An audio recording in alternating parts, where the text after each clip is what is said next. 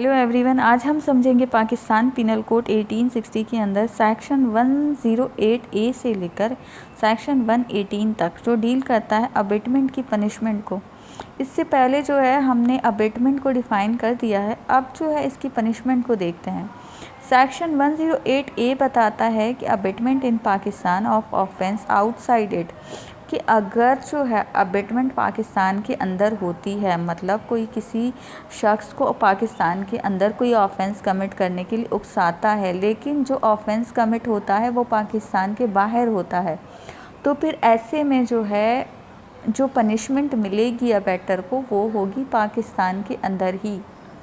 Section 109 बताता है कि punishment of abetment of the act abated committed in consequence and where no express provision is made for its punishment।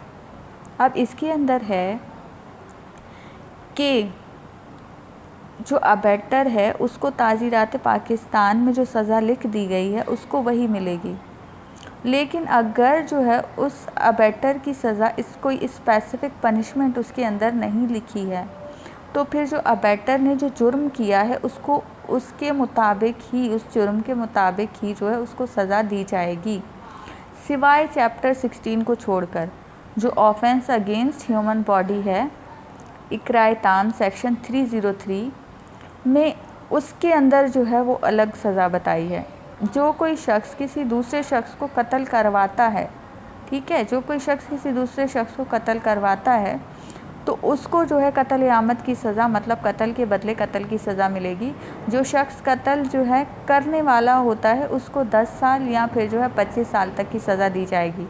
फिर section 111 आ जाता है, liability of abettor when one act abetted and different act done.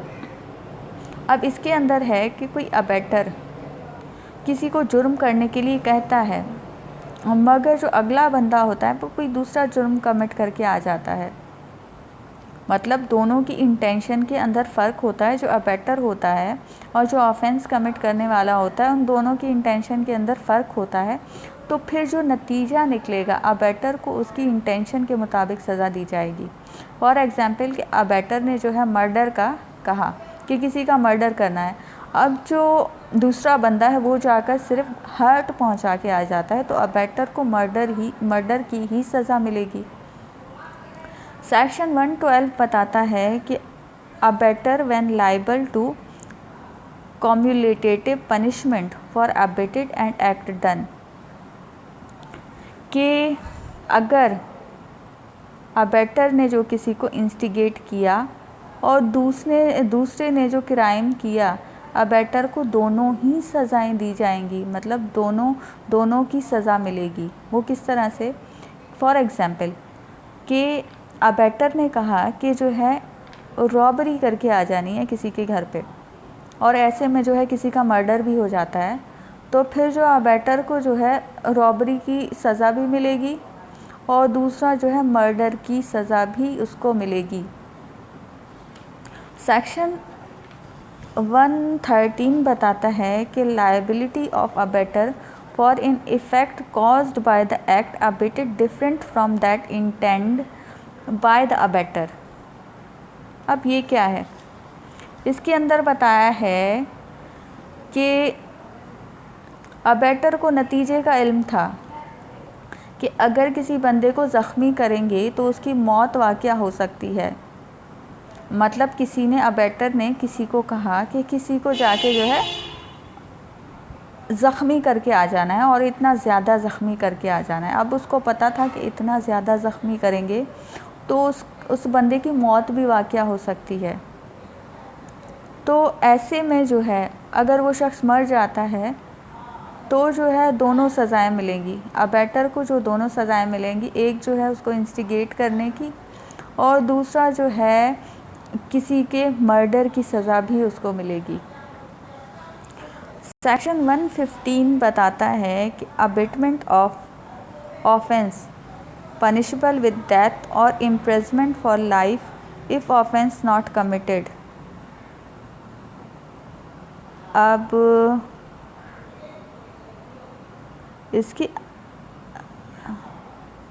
इसके अंदर बताया है कि abetment की लेकिन ऑफेंस कमिट नहीं हुआ, मतलब अबेटमेंट की लेकिन ऑफेंस कमिट नहीं हुआ, तो जो है अगर जो ऑफेंस कमिट हुआ है उसकी जो पनिशमेंट थी वो सज़ाए मौत थी या लाइफ इम्प्रिजमेंट थी, तो ऐसे में अगर ऑफेंस कमिट नहीं होता तो फिर 7 साल कैद, अगर बंदा हर्ट ज़ख्मी हो गया तो फिर 14 साल की सज़ा होगी। फिर सेक्शन 116 है कि abetment of offence punishable with imprisonment if offence be not committed. अब सेक्शन 16 बताता है कि अब कोई ऐसा ऑफेंस था जिसकी जो है पनिशमेंट सिर्फ इम्प्रिजमेंट तक की थी, ठीक है, तो फिर अगर ऑफेंस कमिट नहीं हुआ तो फिर जो है लॉन्गेस्ट टर्म ऑफ पनिशमेंट जो कानून में लिख दी गई है उसका 1/4 उसको दिया जाएगा, अगर कोई आम बंदा है, ठीक है। अगर कोई पब्लिक सर्वेंट है तो फिर उसको 1/2 जो है लॉन्गेस्ट टर्म ऑफ पनिशमेंट का 1/2 जो है उसको पनिशमेंट दी जाएगी। फिर सेक्शन 117 बताता है कि abetting commission of offence by the public और बाय मोर देन 10 पर्सन, कि अगर कोई बंदा जो है 10 बंदों को जो है कहीं किसी टाइम पर जो है जमा करता है, 10 बंदे या 10 से ज़्यादा बंदे जो है किसी को एक जो है टाइम देता है, एक तारीख़ पर, एक वक्त पर लोगों को जमा करता है